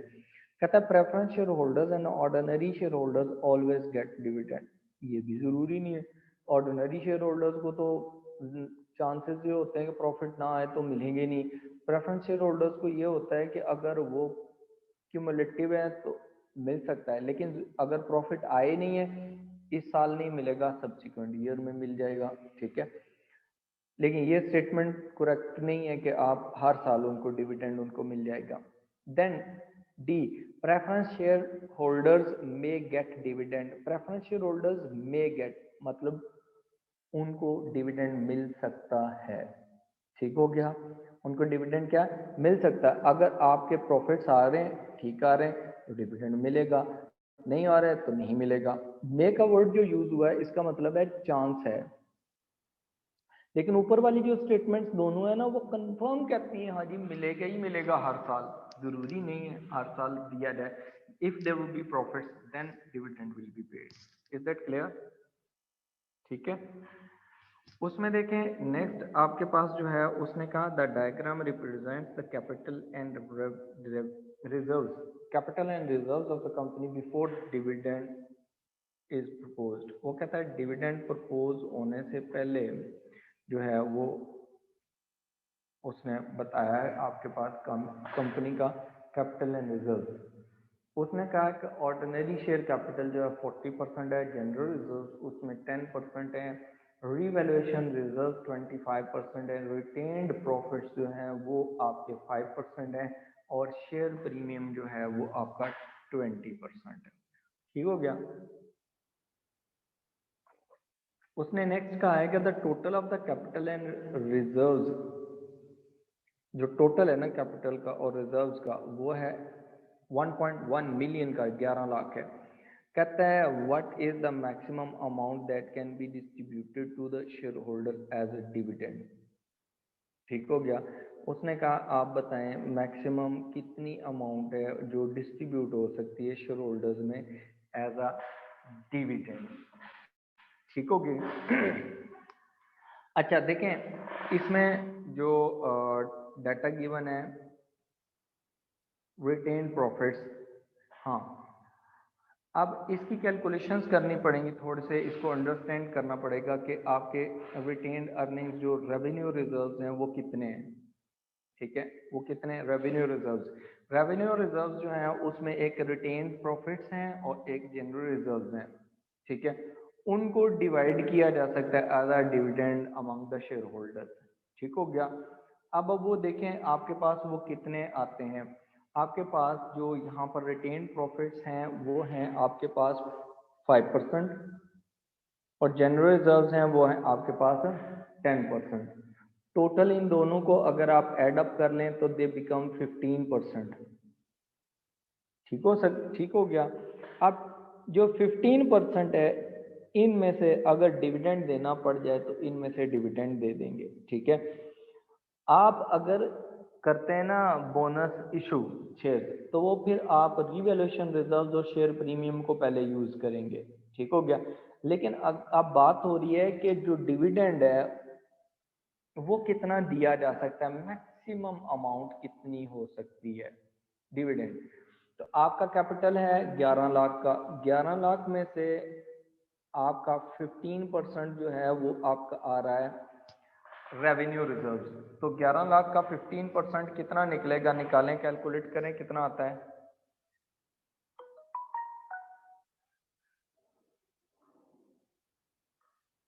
ग्यारह लाख का 15% वो आ रहा है 165,000। ठीक हो गया। आप मैक्सिमम 165,000 दे सकते हैं, बट जरूरी नहीं है कि दें, ठीक है, दे सकते हैं कि अगर आपके पास कुछ नहीं बचा तो आप कितना प्रॉफिट दे सकते हैं एज अ डिविडेंड इनमें से, ठीक हो गया। Maximum you can distribute 16%। जो आपके रेवेन्यू रिजर्व्स होते हैं उनके इक्वल आप अमाउंट को डिविडेंड दे सकते हैं, ठीक हो गया। उसके बाद उसने कहा है कि आपके पास जो नेक्स्ट क्वेश्चन है उसमें वो कहता है कि which of the following is the revenue reserve, इनमें से रेवेन्यू रिजर्व्स कौन से हैं जी, वो बताएं, ठीक है। रेवेन्यू रिजर्व्स में कैपिटल रिडेम्पशन रिजर्व वर्ड ही साथ लगा हुआ है कैपिटल का, ठीक है। कैपिटल रिडेम्पशन का मतलब होता है कि आपने कोई कैपिटल वापस करना है, उसके लिए आपने रिजर्व्स क्रिएट किया हुआ है, ठीक है। मतलब कि आपने शेयर्स वापस लेने हैं, ठीक है, और उसके अगेंस्ट पेमेंट करनी है, तो वो नाम से ही कैपिटल वर्ड से ही आपको पता चल जाए कि ये दिस इज कैपिटल रिजर्व, ठीक है, ये this is capital reserve. General reserve जो होते हैं ये आपके रेवेन्यू रिजर्व होते हैं, रीवैल्यूएशन रिजर्व भी कैपिटल रिजर्व होते हैं, शेयर प्रीमियम भी कैपिटल रिजर्व होते हैं, ठीक है। तो ऑप्शन ए सी डी ये रॉन्ग ऑप्शन है and option B is the correct option for question number 10। उसके बाद नेक्स्ट क्वेश्चन देखें, उसने कहा है कि आपके पास ना विच of the following statement is not true, उसने कहा कौन सी ट्रू नहीं है वो बतानी है, ठीक है। अब क्वेश्चन में उसने समटाइम्स आपने ये गौर से देखना है कि वहां पर लिखा हुआ है विच of the following is true और नॉट ट्रू, ठीक है। तो सम स्टूडेंट्स ऐसा करते हैं, वो रीड नहीं करते केयरफुली और वो फिर ट्रू वाली ऑप्शन उन्हें ज्यादा नजर आ रही होती हैं और फिर उनमें से जो सबसे अच्छी लग रही होती है उसको टिक करके आ जाते हैं। तो ये काम नहीं करना, आपने इसको गौर से पढ़ना, विच of the following is not true, ठीक है। उसमें देखें उसने कहा है share must have a face value, face value का मतलब है कि नॉमिनल वैल्यू होनी चाहिए। डेफिनेटली ये जरूरी है कि आप जब शेयर्स हैं उसके ऊपर कोई वैल्यू, उसकी नॉमिनल वैल्यू हो, जैसे नोट की एक फेस वैल्यू होती है उसके ऊपर लिखी होती है, इसी तरह इसके लिए भी जरूरी है। तो ये स्टेटमेंट ट्रू है, ठीक है। तो हमसे पूछा उसने ट्रू कौन सी नहीं है, तो इसका मतलब ऑप्शन इज इनकरेक्ट। उसके बाद उसने कहा authorise share capital is higher और the same as issued share capital, ये भी सेम है कि आपका ऑथराइज कैपिटल या तो ज्यादा होगा इशूड कैपिटल से या सेम होगा। फॉर एग्जाम्पल आपने 10 लाख ऑथराइज करवाए शेयर कैपिटल 10 लाख का, तो आप मैक्सिमम जो शेयर इशू कर सकते हैं वो 10 लाख के हो सकते हैं या उससे कम हो सकते हैं, उससे ज्यादा नहीं हो सकते। उसके बाद ये स्टेटमेंट भी करेक्ट स्टेटमेंट ट्रू स्टेटमेंट है और उसने कहा हमसे नॉट ट्रू बतानी है। उसने कहा share can be issued at premium, yes they can be issued at premium, ये भी ट्रू है, ठीक है। ये ऑप्शन भी नहीं आएगी, इनकरेक्ट है। कहते हैं there are only 2 classes of share capital, कहता है कि शेयर कैपिटल की 2 ही क्लासेस हैं, preference share capital, ordinary share capital, ये ठीक है। Statement D is the correct option, okay. Then question number 12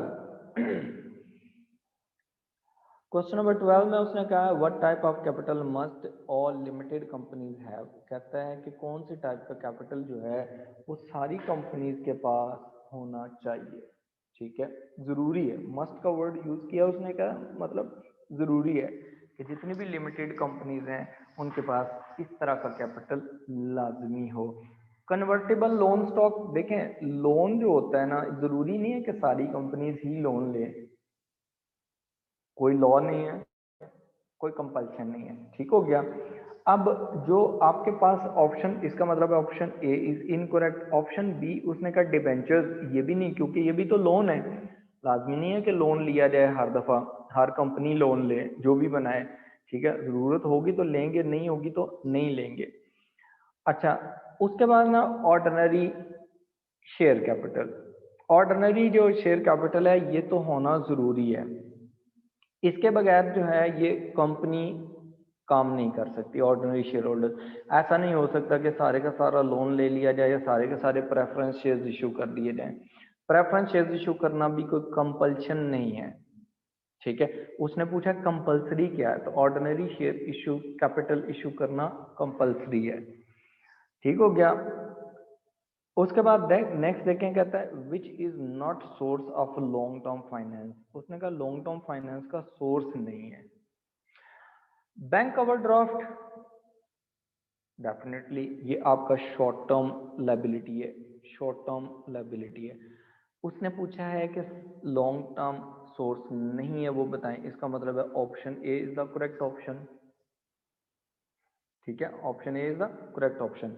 ordinary share capital ये भी लॉन्ग टर्म है, डिबेंचर्स भी लॉन्ग टर्म है और प्रेफरेंस शेयर कैपिटल भी लॉन्ग टर्म है।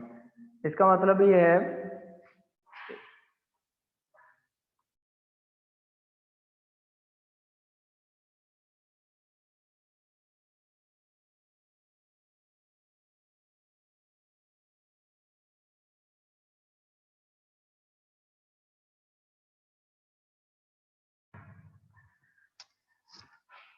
अच्छा, यहाँ पर देखें फिर हमारे पास कौन सी ऑप्शन है। क्वेश्चन नंबर 13 में देखें, क्वेश्चन नंबर जो 13 है उसमें हमारे पास option A is the correct option.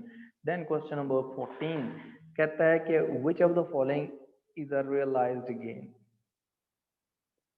अच्छा देखें, पहले वर्ड को समझ लें, रियलाइज्ड और अनरियलाइज्ड को।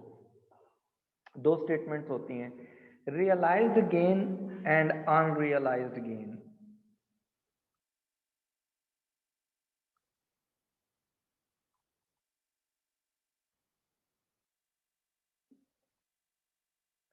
रियलाइज्ड गेन एंड दूसरे नंबर पर है अनरियलाइज्ड गेन।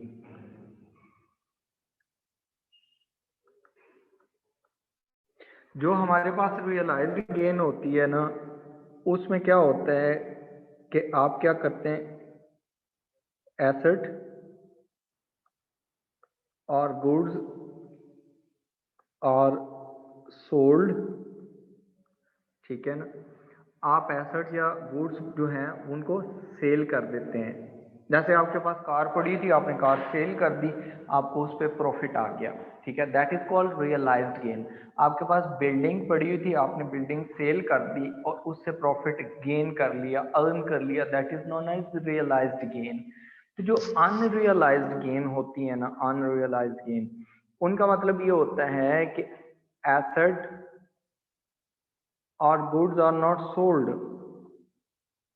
आप उनको सेल नहीं करते। तो फिर क्या होता है अगर सेल नहीं करते, जैसे एसेट का रीवैल्यू कर लिया जाता है, एसेट की वैल्यू 1 लाख थी, 1,50,000 हो गई, 50,000 इंक्रीज हो गया, तो वो आपने सेल थोड़ी की है एसेट, उसको आपने जस्ट अपने पास रखा हुआ है, उसकी वैल्यू इंक्रीज होगी, आपने उसकी वैल्यू रीवैल्यू कर दी है, ठीक है, एसेट की नई वैल्यू कैलकुलेट कर ली है।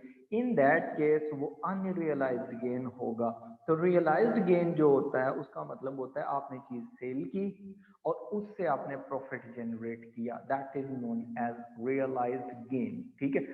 और ऑप्शंस में देखें, आपके पास जो ऑप्शंस आ रही हैं उनमें क्या क्या ऑप्शंस हैं। ऑप्शन ए कहता है surplus on revaluation of trade investment to the current market value.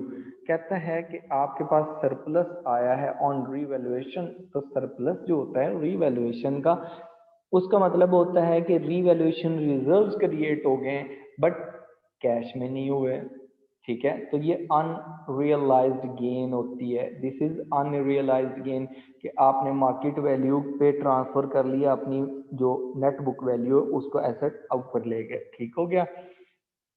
जो ऑप्शन बी है, look at the option B, a surplus arising from the professional valuation of the company office block.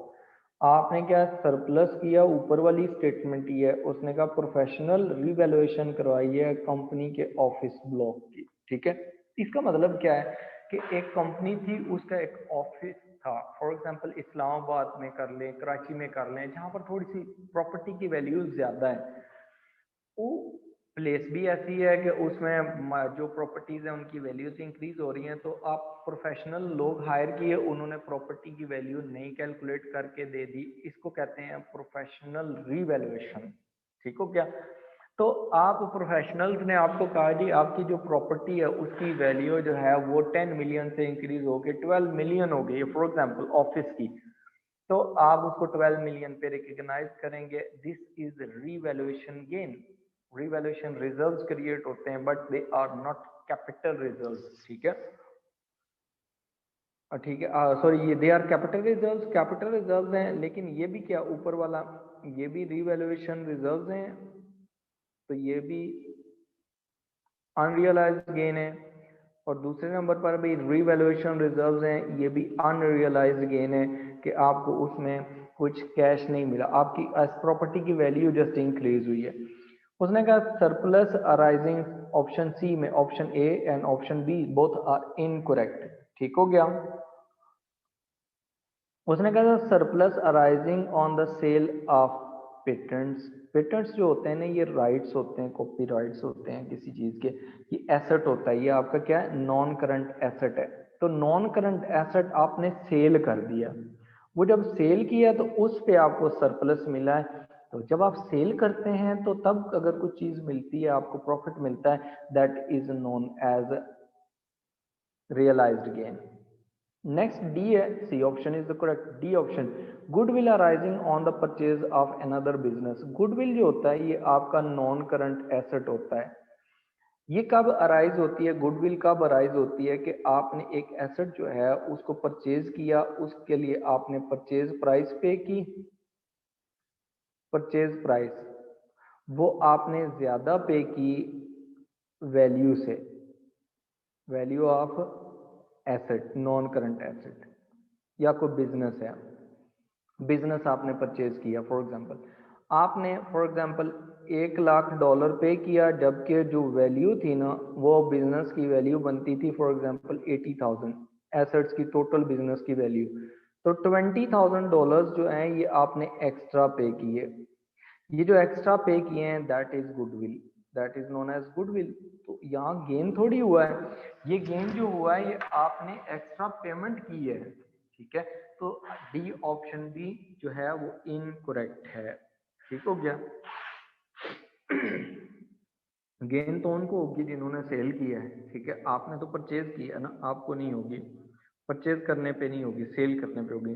कहता है question number 15 देखें, अ company has an authorised capital of $1 million, which statement must be true. उसने कहा कौन सी statement true होगी, ठीक है। Question number 15 उसमें देखें, उसने कहा company must issue $1 million share. उसने कहा कंपनी को जरूर इतने शेयर्स इशू करने चाहिए, $1 मिलियन के शेयर्स इशू करने चाहिए। मस्ट का वर्ड यूज हुआ है, इसका मतलब ये है कि वो कह रहा है कि इतने लाजमी करने। ऑथराइज शेयर का मतलब ये होता है ऑथराइज कैपिटल का कि इतने शेयर्स इशू किए जा सकते हैं, इससे ज्यादा नहीं, ठीक है। तो मस्ट का मतलब तो होता है कि आपने लाजमी करने, इसका मतलब है option A is incorrect option, ठीक हो गया। उसके बाद उसने देखे next, the company must not issue more than 1 million shares. अच्छा ये देखें, उसने अमाउंट उतनी लिखी है, 1 मिलियन लिखा है, लेकिन उसने डॉलर का साइन नहीं यूज किया। उसने क्या किया है, शेयर्स का वर्ड यूज किया ऊपर, जबकि क्या है उसने कहा ऑथराइज शेयर कैपिटल $1 मिलियन है, आपके पास $1 मिलियन मैक्सिमम इतने गेन कर सकते हैं। नीचे आके उसने कहा कि आप इतने 1 मिलियन शेयर्स इशू कर सकते हैं, the company must not issue more than 1 million shares. तो ऊपर वाली स्टेटमेंट डॉलर्स में है, ये शेयर्स में है, तो ये इनकरेक्ट है, ठीक है। उसके बाद उसने कहा the company the shares issued must not exceed 1। हाँ ये वाली ऑप्शन करेक्ट ऑप्शन है, ऑप्शन सी, कि जो शेयर्स इशू किए हैं वो $1 मिलियन से ऊपर नहीं होने चाहिए, ठीक है, ये मैक्सिमम है, उसने ऑथराइज कैपिटल बता दिया।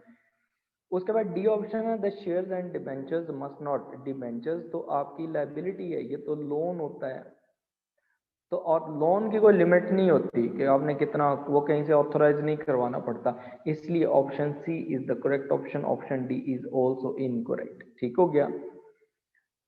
क्वेश्चन नंबर 16 देखें, क्वेश्चन नंबर 16 में आपके पास आ रही है ऑप्शन डी, सॉरी ऑप्शन क्या कह रहा हूँ इसमें, क्वेश्चन नंबर 16 में देखें, उसने कहा when a company is short of liquid funds, company के पास ना लिक्विड फंड्स कम है, लिक्विड फंड्स का मतलब है कैश कम है, ठीक हो गया।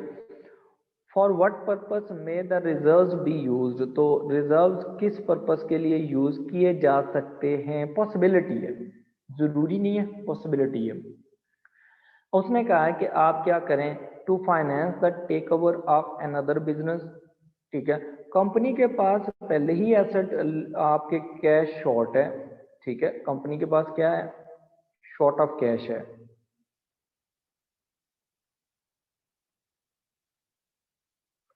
कैश एंड बैंक बैलेंस दोनों ही नहीं है, उसके पास ना कैश एंड कैश इक्विवेलेंट कम है, उसको प्रॉब्लम फेस कर रहे हैं वो कहता है टू, अब उसने क्या करना है, कहता है रिजर्व्स क्यों यूज करें, to finance the take over of another business the company is anxious to acquire, company चाहती है कि बिजनेस एक्वायर किया जाए, तो वो कहते हैं कि जो रिजर्व में से पैसे निकाल लें, कैश है ही नहीं तो रिजर्व में से कहाँ से निकालना है, ठीक है। इसका मतलब है कि option A is the incorrect option, option A is the incorrect option. Then question जो ऑप्शन बी है उसमें क्या आता है, to maintain dividends during the period of the low profitability, कहता है कि आप रिजर्व्स को यूज करें to maintain dividend, dividend maintain क्या करना है ड्यूरिंग द लो प्रॉफिटेबिलिटी, तो जब आप डिविडेंड देंगे, ठीक है, तो कैश तो फिर भी देनी पड़ेगी, ठीक है, तो फिर ये ऑप्शन भी इनकरेक्ट है, कैश तो पहले ही नहीं है। कहता to pay the trade payables promptly so as to obtain the discount, कहता है आप पे कर दें ट्रेड पेबल्स को, मतलब जो आपके रहती सहती कसर है वो भी निकाल दें, कि जो कैश पड़ी हुई है वो भी आप पेमेंट कर दें, बाकी आपके पास कैश कुछ ना रहे, ठीक है। उसके बाद उसने कहा है कि अब देखें रिजल्ट जो होते हैं ना, उसमें जरूरी नहीं है कि बैक एंड पे कैश पड़ी हो, तो इसलिए ना तो वो फाइनेंस कर सकते हैं फिर जब आपके पास कैश नहीं है, ना ही आप उनमें प्रॉफिट डिविडेंड दे सकते हैं, ना ही आप उसको उनको वो ट्रेड पेबल्स को पेमेंट कर सकते हैं, क्योंकि रिजर्व जो होते हैं वो तो आपने क्रिएट किए हुए हैं, उसके अगेंस्ट लाजमी नहीं है कि कैश भी आपने क्रिएट की हो। कहता है to write down the assets, आपने एसेट्स को राइट डाउन करें whose value of the business has fallen, ठीक है। अब आप क्या करें, ये एक है चीज ना कि आपने अगर revaluation reserve for example create किए हुए हैं, ठीक हो गया, तो जब रीवैल्यूएशन रिजर्व्स क्रिएट कर लेते हैं तो एसेट राइट डाउन का मतलब ये होता है कि आपने डाउनवर्ड रीवैल्यूएशन करनी है, downwards revaluation of non current asset, जो आप non current asset downward revaluation करते हैं ना, ठीक है, तो आपके जो क्रेडिट हो जाते हैं जब एंट्री होती है, तो नॉन करंट एसेट जो होता है ना वो क्रेडिट हो जाता है। डेबिट में आपके पास क्या क्या चीज आ जाती है, आपका एसेट इंक्रीज होता है तो डेबिट होता है ना, डिक्रीज हो तो क्रेडिट हो गया, आपने डाउनवर्ड उसको वैल्यू कर दिया एसेट की।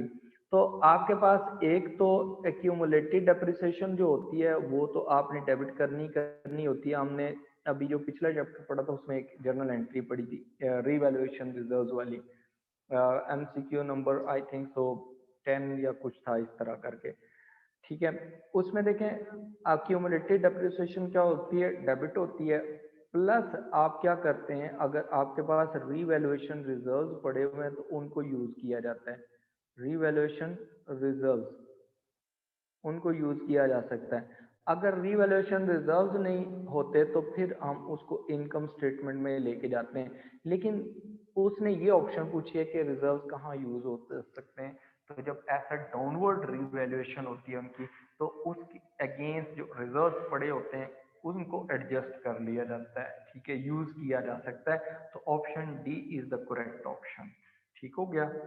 अच्छा, बाकी क्वेश्चंस आपके रह गए हैं, 16 क्वेश्चंस हो गए हैं, टोटल 31 क्वेश्चंस हैं, तो आप लोगों ने क्या करना है, बाकी क्वेश्चंस करने हैं, नेक्स्ट क्लास में आपने मुझसे पूछ लेने हैं, इनके सॉल्यूशंस भी ये एंड पे अटैच हैं, ये मैं गूगल क्लासरूम में भी शेयर कर दूंगा, आप उधर से इनको देख लीजिएगा। ठीक हो गया। तो अभी आज के लिए इतना काफ़ी है। Tomorrow we will start another topic, ठीक है। उसमें हम फाइनेंशियल स्टेटमेंट्स करेंगे, अब सोल ट्रेडर विद एडजस्टमेंट्स, ठीक हो गया। वो कल ही स्टार्ट करेंगे, कल ही कंप्लीट कर लेंगे, क्योंकि फाइनेंशियल स्टेटमेंट्स आप सोल ट्रेडर हमने विदाउट एडजस्टमेंट्स पहले ही पढ़ी हुई है। ठीक हो गया। ओके, फिर कल तक के लिए, फिर अगली क्लास तक के लिए अल्लाह हाफिज।